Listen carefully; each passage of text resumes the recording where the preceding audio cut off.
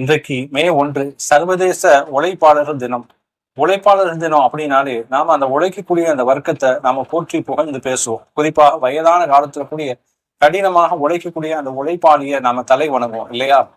உழைப்பாளருடைய சிறப்பை பற்றி பேசக்கூடிய இந்த நேரத்துல உழைப்பாளருடைய உரிமையை பேசுவதற்கு நாம மறந்துடும். ஆனா 1400 வருடங்களுக்கு முன்பாகவே உழைப்பாளருடைய உரிமையை இஸ்லாம் நமக்கு வலியுறுத்துகிறது. அவர்களுக்கான கடமையை சரியாக நீங்கள் செய்யுங்க. இன்னைக்கு உழைப்பாளருடைய உரிமையை சரியாக பேணாதனாலதான் இன்னைக்கு வேலை நிறுத்த போராட்டம், சம்பள உயர்வுக்கான போராட்டம், பணிச்சுமையின் காரணமாக தற்கொலை, வேலை ஆட்களுக்கு கிடைக்காமல் திண்டாட்டம் போன்ற போக்குகள் எதனால் ஏற்படுதுன்னா தொடர்ந்து உழைப்பாளருடைய உரிமைகள் இங்கே மறுக்கப்படுகிறது. அவருடைய உழைப்பை சுரண்டப்படுகிறது, திருடப்படுகிறது. அப்படின்னா என்ன? அவர்கள் உழைப்புக்கான ஊதியம் சரியாக வழங்கப்படுவதில்லை. சம்பள குறைவு, ஆனால் வேலை வாங்குவது அதிகமாக இருக்கிறது. அந்த குறைந்தபட்ச வேலைக்கான ஊதியமாவது சரியான தேதியிலும் கொடுப்பது கிடையாது. வேலை நேரத்துல இடைவெளியே இல்லாம தொடர்ந்து வேலை கொடுப்பது, அவர்களுக்கான அடிப்படை விடுமுறை நாட்களை கூட அவர்களுக்கு சரியான முறையில விடுமுறை அளிப்பதில்லை.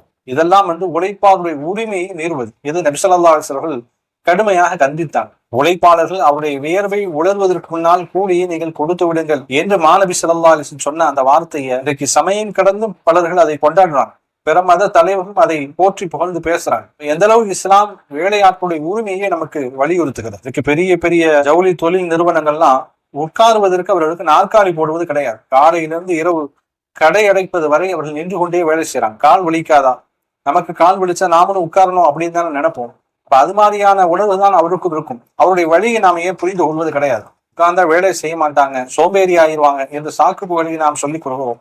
ஆனா நமக்கு என்ன வழி வருத்தம் ஏற்படுமோ அதை பிறருக்கு ஏற்படும் என்பதை நாம் உணராதவரை உண்மையான முதலாளியாக நாம் ஆக முடியாது. இப்னு மஸ்ஊத் ரலியல்லாஹு அன்ஹு அவர்களே சொன்னாங்க, நான் என் பணியாளரை அடிக்கக்கூடியவனாக இருந்தேன். ரசூலுல்லாஹி ஸல்லல்லாஹு அலைஹி வஸல்லம் அவர்கள், இப்னு மஸ்ஊதே, பணியாளரை அடிக்காது, இதைவிட கடுமையாக தண்டிக்க சக்தி உடையவன் அல்லாஹ்வாக இருக்கிறான், அதை நினைச்சு பயப்படுங்க என்று சொன்னாங்க. அன்றிலிருந்து நான் என் பணியாளரை நான் அடிப்பதே இல்லைன்னு சொன்னாங்க. இன்றைக்கு உழைப்பாளர்கள் தினத்தினுடைய வரலாற்று பின்னணியும் எப்படி வந்துச்சு?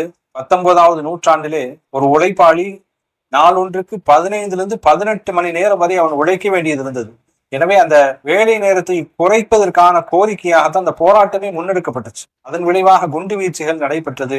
அந்த போராட்டக்காரர்கள் மீது துப்பாக்கி சூடு நடத்தப்பட்டது. அதனால பல பேர் பலியானாங்க. அப்போ உழைப்பாளர்களுடைய உரிமைக்காகத்தான் இப்படி ஒரு தினமே முன்னெடுக்கப்படுது. எனவே உழைப்பாளருடைய உரிமையை நாம சரியாக பேணும்போதுதான் அது உண்மையான உழைப்பாளர் தினமாக ஆகும்.